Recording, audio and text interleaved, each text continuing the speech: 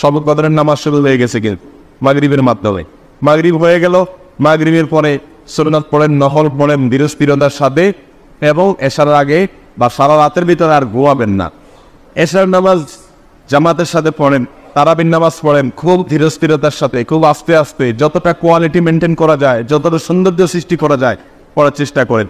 এবং তারাবির নামাজের পরেও যত সম্ভব একবারে ফজর রাত পর্যন্ত দুই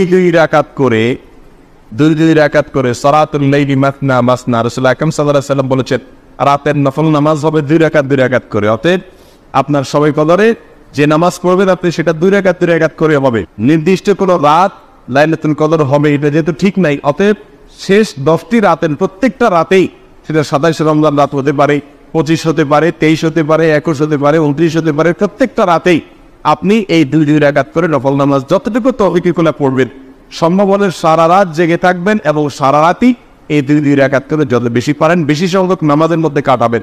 নফল নামাজ বিশেষ কোনো নিয়ত নাই, লাইলাতুল কদর নাওয়াইতু এরকম কোনো বিশেষ নিয়ত নাই। আল্লাহু আকবার বলে নিয়ত বেঁধে আপনি তাহাজ্জুদ পড়তেছেন, এই নিয়তে বাস নিয়ত বেঁধে হাত বেঁধে এরপরে আপনি সূরা ফাতিহা পড়ে, সাথে নির্দিষ্ট কোনো সূরা নাই যে লাইলাতুল কদরে অমুক সূরা এতবার পড়তে হবে। অনেকে আপনাকে বলবে লাইলাতুল কদরে এত রাকাত, প্রথম রাকাতে সূরা ফাতিহার পরে সূরা ইখলাস এতবার, দ্বিতীয় রাকাতে অমুক সূরা এতবার। এগুলো সবগুলো মনগড়া কথাবার্তা, কোরআন ও হাদিসের কোনো জাল হাদিসের এরকম কোনো কথাবার্তা নেই, এগুলো সম্পূর্ণ ভুয়া ভিত্তিহীন। সাধারণ মানুষ যেহেতু দিন সম্পর্কে জানে না, তাদেরকে অনেকে বিভ্রান্ত করে এসব বলে। আপনি শবে কদরের নামাজ কিভাবে পড়বেন সেটা বলছি আমরা। দুই রাকাত করে পড়বেন, যে কোনো সূরা দিয়ে পড়বেন। সূরা ফাতিহার পরে দুই রাকাত করে আপনি 10 রাকাত পড়েন, 8 রাকাত পড়েন, 6 রাকাত পড়েন, স্বাধীনতা আপনার। তবে রাকাতগুলো হবে অত্যন্ত লম্বা দৈর্ঘ্যের সাথে। প্রত্যেকটা রাকাতে খুব দীর্ঘ সময় নিয়ে পড়বেন। সূরা ফাতিহা আস্তে আস্তে পড়বেন, একটা আয়াত পড়ে থামবেন, আরেকটা আয়াত পড়বেন, আস্তে আস্তে পড়বেন। সূরা ফাতিহার পরে যত লম্বা সূরা মুখস্থ হচ্ছে আপনার সেটা পড়বেন।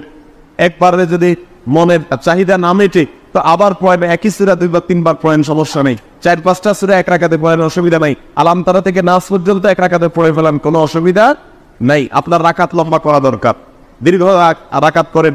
রাসূল আকরাম সাল্লাল্লাহু আলাইহি ওয়াসাল্লাম তাহাজ্জুদ যখন পড়তেন রাতের বেলায়, আমাদের আয়েশা রাদিয়াল্লাহু আনহা বলেছেন তার পাও এত বেশি তিনি দাঁড়িয়ে নামাজ পড়তেন যে পাও ফুলে যেত। তখন তাকে জিজ্ঞাসা করলাম, ইয়া রাসূলুল্লাহ, আল্লাহ তো আপনাকে মাফ করে দিচ্ছেন, আপনার পিছনের সমস্ত গুনাহ মাফ হয়ে গেছে, তাহলে আপনি কেন এত কষ্ট করেন? যদি কেউ জানতে পারে যে আমার কোনো অপরাধ নাই, আল্লাহ সব মাফ করে দিচ্ছেন, তাহলে সে তো আরামে একটু ঘুমাবে যে আমার তো আর কষ্ট করার দরকার নেই। রাসূল আকরাম সাল্লাল্লাহু আলাইহি ওয়াসাল্লাম বলেছেন, আফালান আকুনা আবদান শাকুরা, আমি কি আল্লাহর কৃতজ্ঞতা আদায়কারী বান্দা হব? আল্লাহ আমাকে গুনাহ মাফ করে দিয়েছেন এই কথা যদি আমি জানতে পারি, তাহলে তো আমি আরো বেশি শুকর আদায় করবো আল্লাহ তাআলা।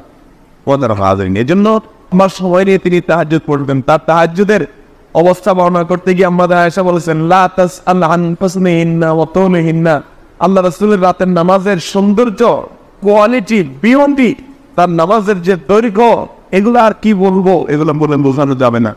যখন দাঁড়িয়ে কেরাত পড়তেন মনে হয় তিনি আর জীবনের রুকুতে যাবেন না, এত কেরাত পড়তেন, এত লম্বা সময় লেগে পড়তেন। যখন রুকুতে যেতেন এত তাসবিহ পড়তেন মনে হয় আর মাথা জীবনে উঠাবেন না। যখন মাথা উঠাতেন দাঁড়িয়ে আল্লাহ প্রশংসা শুরু করতেন মনে হয় আর সিজদা যাবেন না। সিজদা গেলে সুবহান রাব্বিল আলা বলতে বলতে আল্লাহর প্রশংসা করতে করতে এত মজা পাইতেন, আল্লাহকে সামনে পেয়ে আল্লাহ প্রশংসা করে আর মনে হয় সিজদা থেকে উঠবেন না। হাদিসে আসছে রাসূল করিম সাল্লাল্লাহু আলাইহি ওয়াসাল্লাম বলেছেন, বান্দা যখন সিজদায় যায় তখন আল্লাহর সবচেয়ে কাছে চলে যায়।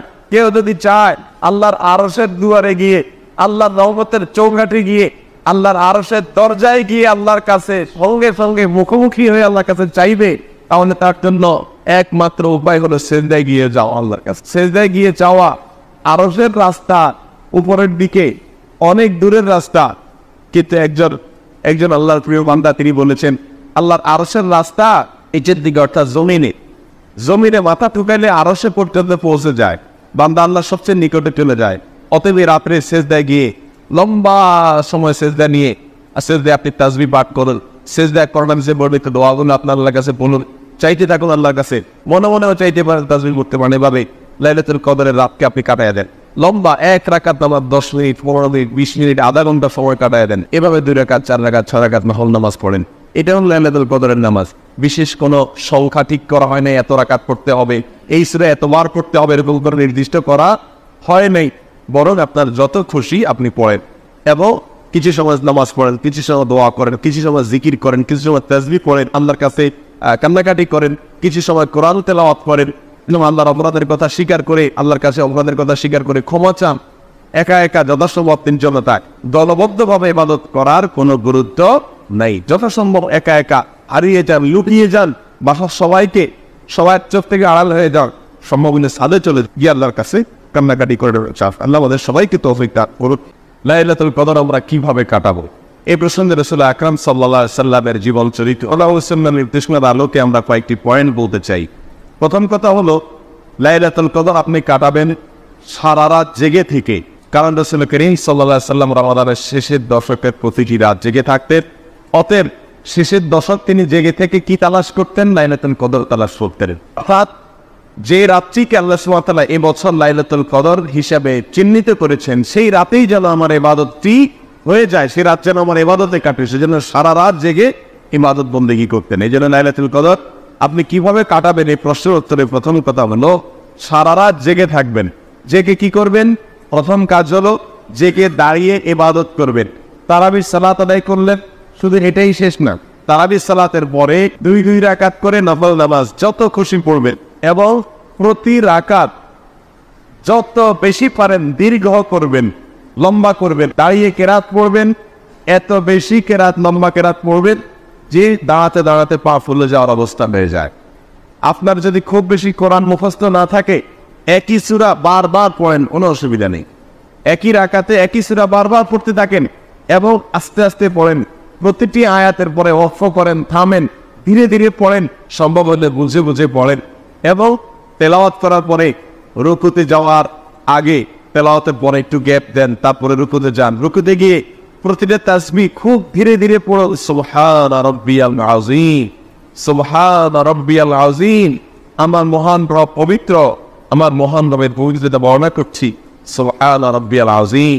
আস্তে আস্তে বলুন, ধীরে ধীরে বলুন, অক্ষ করে করে বলুন, দীর্ঘ সময় পড়তে থাকুন। আল্লাহ পবিত্রতা বর্ণনা করতে করতে রুকুতে মাজা ব্যথা হওয়া পর্যন্ত রুকুতে থাকেন। এরপর রুকু থেকে উঠে দাঁড়িয়ে যান, দাঁড়িয়ে আবার সামি আল্লাহু লিমান হামিদা, রব্বানা ওয়া লাকাল হামদ অথবা আল্লাহুম্মা রব্বানা লাকাল হামদ, সবগুলোই পড়া যাবে, সবগুলোই হাদিসে আছে। আপনি রুকু থেকে উঠে দাঁড়িয়ে এরপরে আবার দীর্ঘ সময় নিয়ে হামদান কাসীরান তাইয়িবান মুবারাকান ফি, আল্লাহর প্রশংসা করেন। কিছু না পড়তে পারলে দাঁড়িয়ে থাকেন, অন্তত 1-2 মিনিট দাঁড়ায় থাকেন। এরপরে আস্তে করে সিজদায় যান, সিজদায় আবার 2 মিনিট 3 মিনিট সময় নেন, আস্তে আস্তে সিজদাগুলোতে তাসবিহগুলো আস্তে আস্তে পড়ুন, দীর্ঘ সময় ধরে পড়তে থাকুন। সিজদার পরে আস্তে করে মাথা উপরের দিকে উঠেন, হুলস্থুল করবেন না, তাড়াহুড়া করবেন না, উঠে মাথা সোজা করে টনটন করে দাঁড়িয়ে বসে দীর্ঘ সময় আবার অপেক্ষা করে আবার সিজদায় যান। এভাবে ধীরে স্থিরতার সাথে সালাত আদায় করুন।